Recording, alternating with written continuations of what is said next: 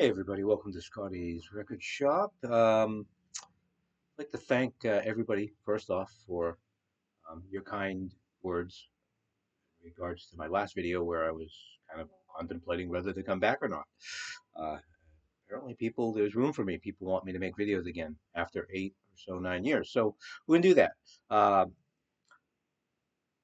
this video is pertaining to this fairly new release. At the recording of this, it's a couple of weeks. Elton John Brandi Carlile's album, Who Believes in Angels. I'm going to give you my thoughts on this, and I'm going to also, towards the end of the video, give you a recommendation on if you really like Elton John channel to subscribe to. It's strictly Elton John stuff that I love. This is a great channel. So anyway, my thoughts on this album. At first, I did not want to like this album. That sounds very strange, but there's a reason for it. Elton's output over the last several years has been very spotty for me.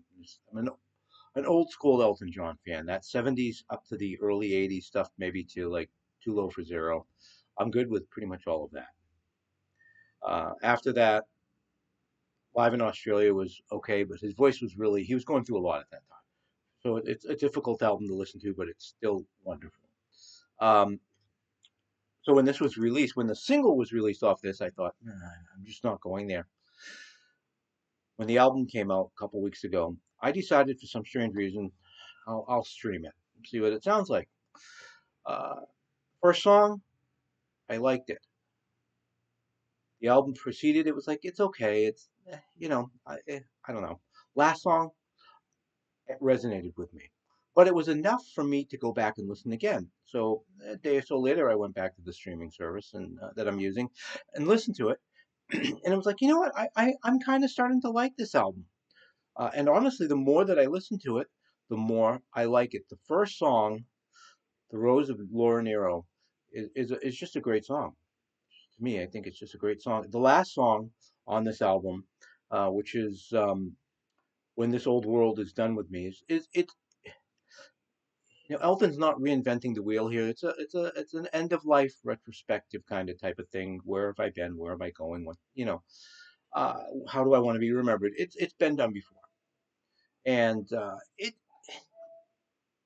what's really cool about it is it's just Elton and the piano for 99% of the song. At the very end of it, there's a little bit of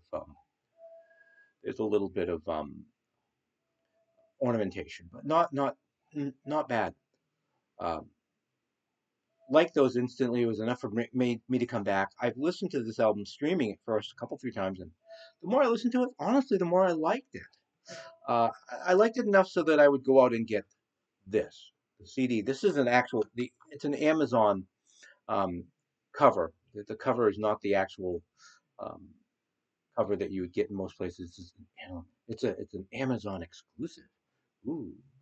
Um, but the track listing is the exact same thing that you'll find on wherever you buy your particular music or stream it.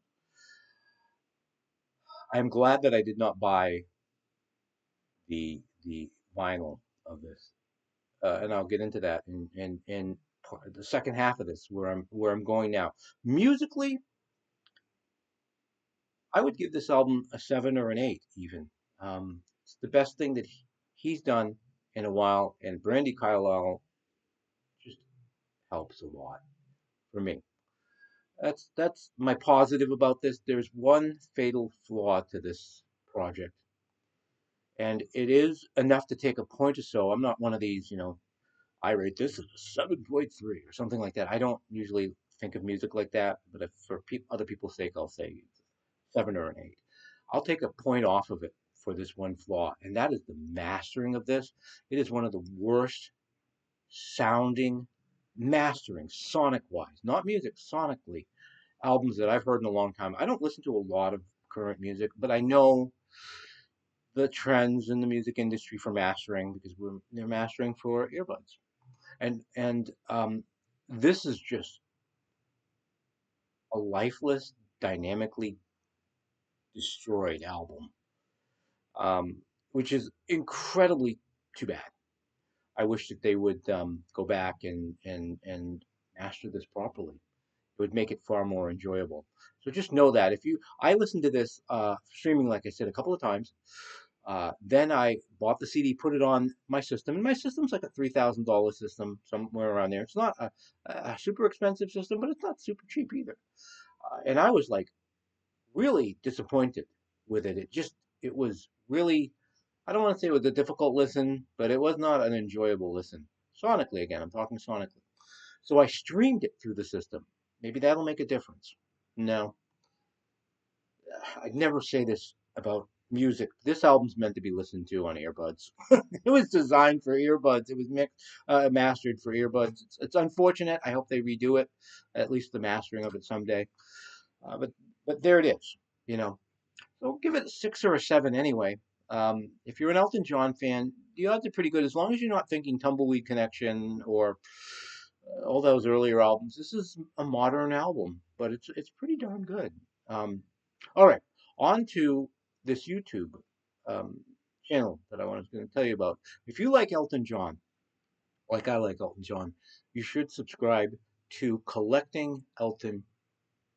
Great, great channel. The guy's out of Canada.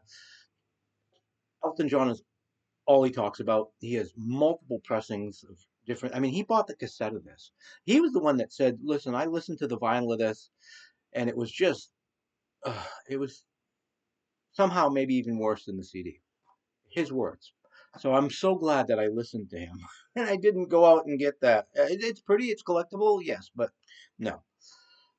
So definitely subscribe to Collecting Elton John, and while you're at it, please subscribe to this channel if you're not already subscribed, and smash that like button. It helps with the algorithm. It gets more people, YouTube to suggest my channel to more people, and I really want to grow this channel. And share. I would really greatly appreciate all this. Anyway, that's my review of this album.